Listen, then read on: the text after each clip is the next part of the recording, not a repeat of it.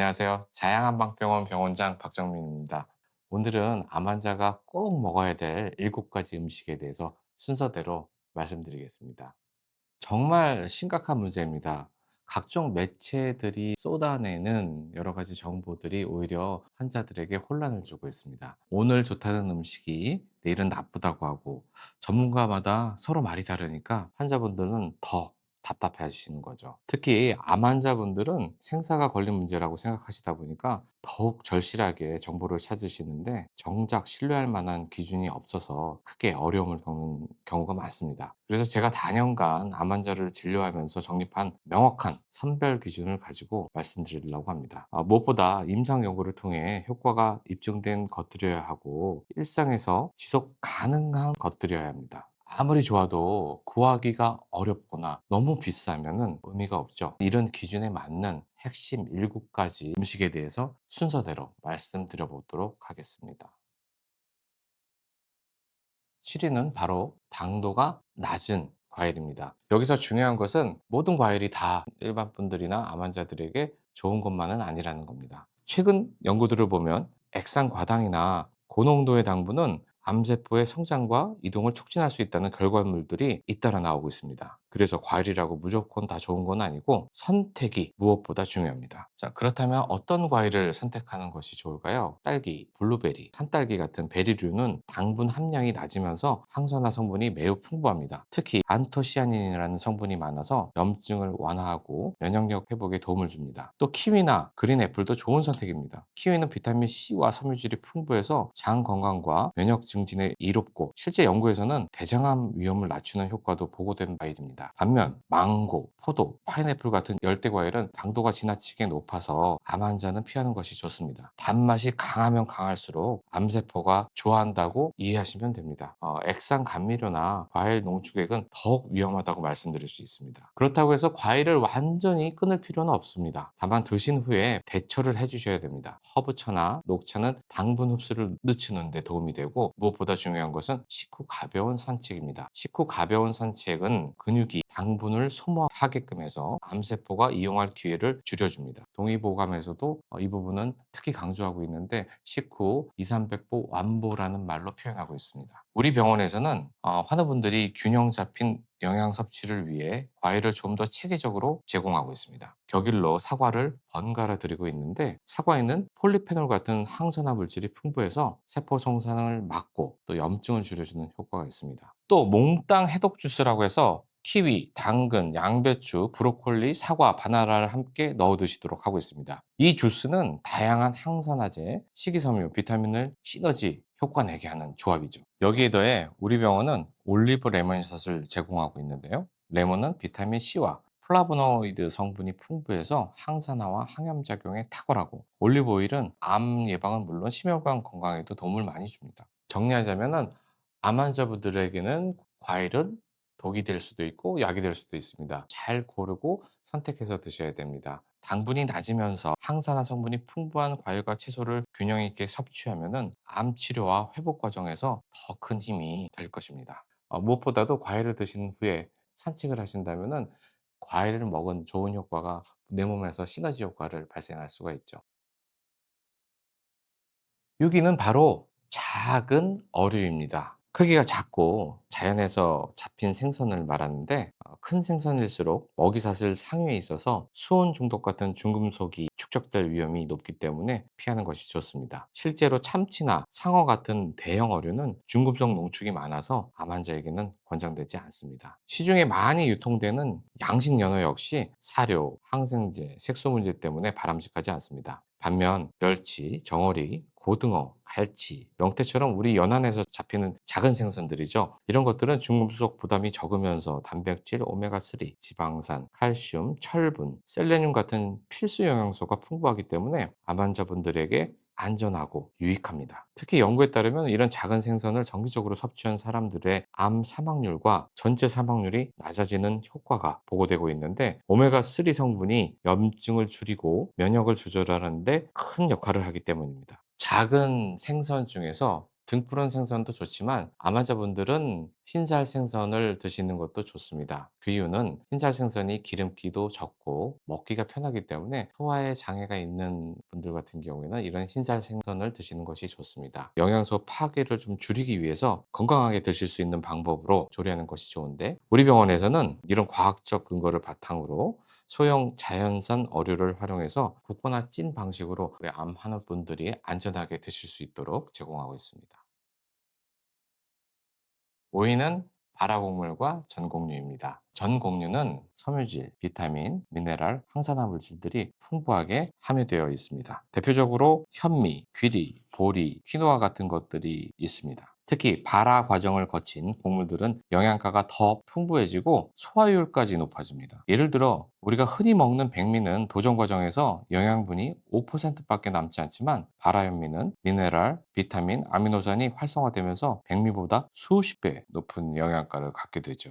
흔히 현미는 거칠어서 소화가 잘 안 되고 먹기가 힘들다고 말씀하시는 분들이 많은데요. 발화현미는 껍질이 부드럽고 효소가 활성화되기 때문에 훨씬 소화가 잘 되고 위에 부담도 덜합니다. 간경화, 간암 환자분들처럼 간 기능이 약한 환자분들뿐만 아니라 많은 암 환자들이 위장 기능이 저하돼서 소화력이 떨어지는데, 이런 분들에게 현미나 찹쌀현미, 율무, 검은콩, 검은깨 등을 넣어서 만든 잡곡죽을 꾸준히 드리면은 소화력에도 도움이 되고 기력 회복에도 많은 도움을 줄 수가 있습니다. 다만 곡물만으로는 영양이 부족할 수 있으므로 버섯, 나물, 견과류 같은 다양한 채소를 곁들이는 것이 중요합니다. 예를 들어 현미에 버섯, 나물, 견과류를 함께 넣어 지은 솥밥 같은 경우는 단백질, 섬유질, 항산화 성분까지 갖춘 완전 식품에 가깝죠. 우리 자양한방병원 면역식탁에서도 환자분의 입맛과 기호에 맞춰서 일반 백미밥, 영양밥, 잡곡밥들을 따로 준비해 드리고 있고, 환자분의 상태에 따라서 영양주과 그리고 누룽지를 따로 제공해 드리고 있습니다. 또한 영양 섭취의 다양성을 위해서 콩나물밥, 비빔밥, 삼송이밥과 같은 여러 가지 솥밥 형태의 메뉴를 제공합니다. 이러한 형태의 음식은 암 환자의 소화 부담도 줄이면서 면역력 회복과 영양에 아주 중요한 부분을 차지합니다. 4위는 바로 해양 채소류, 즉 해조류입니다. 김, 미역, 파래, 다시마 같은 것들을 말하죠. 장수 지역을 연구해 보면 흥미로운 공통점이 있는데, 해조류를 일상적으로 섭취한다는 겁니다. 해조류에는 육지 채소에서는 먹기 어려운 특별한 성분들이 많이 들어있기 때문이죠. 대표적으로 요오드, 칼슘, 마그네슘, 철분 같은 미네랄이 풍부한데 자연 상태에 들어있어서 흡수율도 높습니다. 또 알긴산이라는 성분은 체내에 쌓일 수 있는 중금속이나 독소를 배출하는 데 도움을 주고, 실제로 암 치료 과정에서 생길 수 있는 노폐물 정리에 유용하다는 연구 결과도 있습니다. 장소 지역 식단의 또 다른 특징은 식물성 식품의 비중이 90% 이상이라는 점입니다. 대규모 추적 연구 결과에서도 해조류를 포함한 식물성 위주의 식단을 유지한 분들이 가장 오래 살았다는 결과가 확인되었습니다. 해조류의 항암 효과 역시 암세포 성장 억제에 기여한다는 연구들이 꾸준히 발표되고 있습니다. 그렇다면 어떻게 드시는 것이 좋을까요? 그렇게 어렵지 않습니다. 간단하죠. 미역국과 같이 그냥 끓여 드셔도 됩니다. 김을 밥 위에 올려서 반찬처럼 드시는 것만으로도 충분합니다. 다시마로 국물을 내거나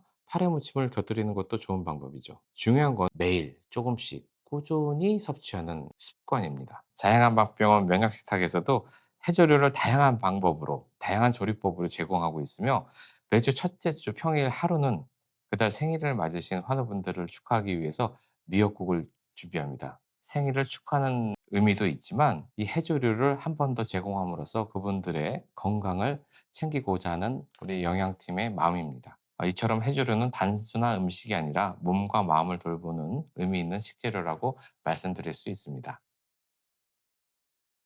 3위는 견과류와 씨앗류입니다. 이 부분에서 정말 놀라운 연구 결과들이 나오고 있어요. 규칙적으로 견과류를 섭취하면은 전체적인 사망률이 상당히 감소한다는 연구들이 여러 개 발표됐어요. 특히 심혈관 질환이나 암으로 인한 사망률 감소 효과가 뚜렷하게 나타났고, 하루에 한 줌만 꾸준히 드셔도 이런 효과를 볼 수 있다는 게 놀라운 일입니다. 어떤 견과류가 가장 좋을까요? 호두가 가장 권할 만합니다. 오메가3 지방산의 비율이 다른 견과류보다 월등히 높습니다. 오메가3는 염증을 줄이고 혈관을 보호하며 암 환자의 중요한 면역 회복에도 관여하는 좋은 지방산입니다. 아몬드나 잣 역시 단백질과 미네랄 공급에 좋아서 함께 드시면 균형 잡힌 영양을 얻을 수 있습니다. 다만 지방이 좀 많은 식품이기 때문에 너무 많이 드시면 칼로리 과잉이 될 수 있으니 하루 한 줌 정도가 적당합니다. 해외에서는 실제로 대규모 추적 연구에서 암 사망률이 매일 견과류를 섭취한 그룹이 그렇지 않은 그룹보다 18에서 20% 낮았다는 보고가 있습니다. 이는 항산화와 항염작용 그리고 면역 균형 회복이 함께 작용한 결과로 해석됩니다. 견과류가 좋다고 했는데 사실 피해야 될 견과류도 있습니다. 땅콩은 사실 견과류가 아니라 콩과 식물인데 알레르기 위험이 높고 일부 연구 결과에서는 과도한 섭취 시에 부정적인 영향을 보인다는 보고가 있어서 권하지 않습니다. 또한 설탕이나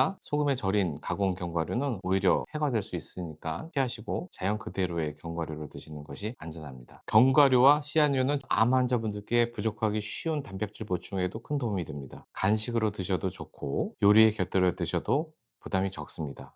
우리 자양한방병원 면역식탁에서도 이런 견과류를 매일 제공하고 있습니다. 환자분들이 부담 없이 드실 수 있도록 간식으로 제공하기도 하고 샐러드나 잡곡밥, 비빔밥 위에 견과류를 곁들여서 다양하게 활용하고 있습니다.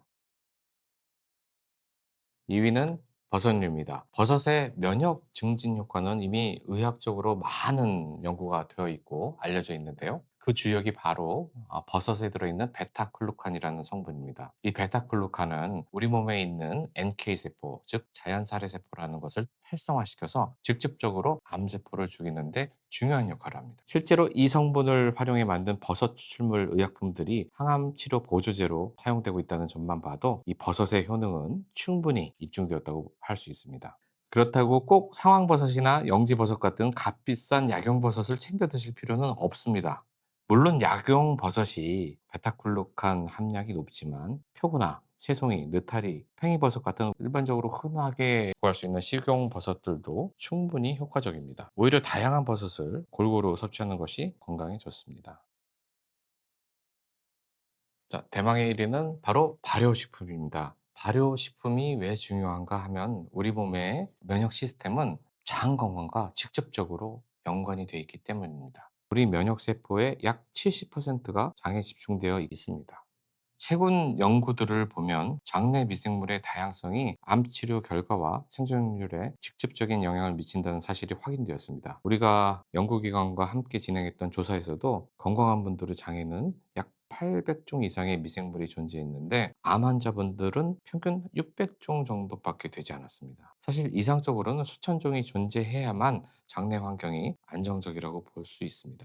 수술, 항암제, 방사선 치료를 받으면 장내 유익균이 줄어들 수 있기 때문에 의식적으로 발효식품을 섭취해서 이를 회복시켜야 하는 이유가 바로 여기 있습니다. 한의학에서도 이런 부분을 폐대장상통이라고 해서 한의학에서는 폐에서 폐주기라는 표현을 써서 우리 면역기관을 담당한다는 표현을 쓰는데 이 폐장이 대장과 직접적으로 상통, 연결돼 있다는 표현을 하죠. 대장이 환경이 나빠지면은 그만큼 폐가 직접적으로 면역 기능에 작용하는 부분들에 영향을 미친다고 보는 것이 한의학적 관점이고 이런 부분들이 바로 우리가 말하는 발효식품의 중요성과 연관이 됩니다. 그렇다면 어떤 발효식품이 가장 좋을까요? 우리나라 전통 발효식품들은 세계적으로 손꼽히는 건강식품입니다. 김치, 된장, 청국장 같은 음식에는 유익균이 다양하게 들어있고 청국장은 단일균이 아닌 여러 종의 균이 함께 관여하는 발효 과정을 거쳐서 면역력 증진과 항암 효과가 여러 연구에서 입증되었습니다. 발효식품은 매일 조금씩 드시는 것이 좋습니다. 김치 한 젓가락, 된장국 한두 스푼, 청국장 한 숟갈만으로도 충분합니다. 우리 자양한방병원 면역식탁에서는 환자분들의 장 건강을 위해서 김치, 된장, 청국장을 기본 반찬으로 해서 자주 제공해 드리고 있습니다. 이것은 치료 과정에서 손상될 수 있는 장내 균형을 회복하기 위한 영양학적인 부분에서 접근하는 것이고 환우분들이 이런 식단을 통해서 약해진 면역 기능 그리고 건강 회복에 도움을 많이 받고 있습니다. 한 번에 모든 걸 바꾸려고 하지 마십시오. 그러면 오히려 더 스트레스를 받게 되죠. 오래 지속하기가 힘들게 됩니다. 일주일에 하나씩 천천히 바꿔나가 보는 것을 추천합니다. 이번 주에는 과일 종류를, 다음 주에는 생선을 이런 식으로 조금씩만 바꿔나가도 3개월 정도 지나면 자연스럽게 건강한 식습관이 몸에 배게 됩니다. 무엇보다 완벽을 추구하지 마시고 80%만 지킨다는 마음으로 실천하셔도 충분히 효과를 볼 수가 있습니다. 완벽하게 준비해서 실천한 것보다 조금씩 바꿔나간다는 생각으로 접근하시는 것이 좋습니다. 가장 중요한 것은 균형입니다. 특정 음식에만 의존하지 말고 좋은 음식이라도 편식하지 말란 얘기죠. 말씀드린 7가지 음식들을 골고루 섭취하는 것이 좋습니다. 한 가지 기억하셔야 될 점은 개인차입니다.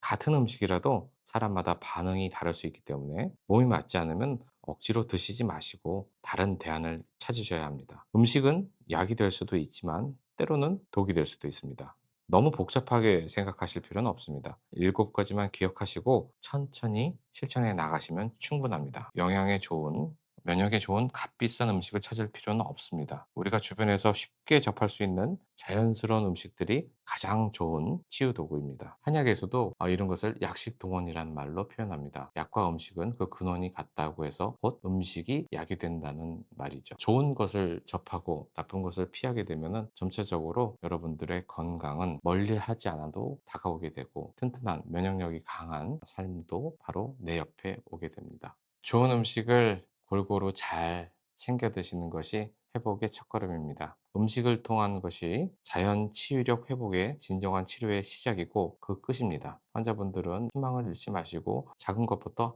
하나하나 실천해 나가시면 좋은 결과를 맞이할 수 있을 것입니다.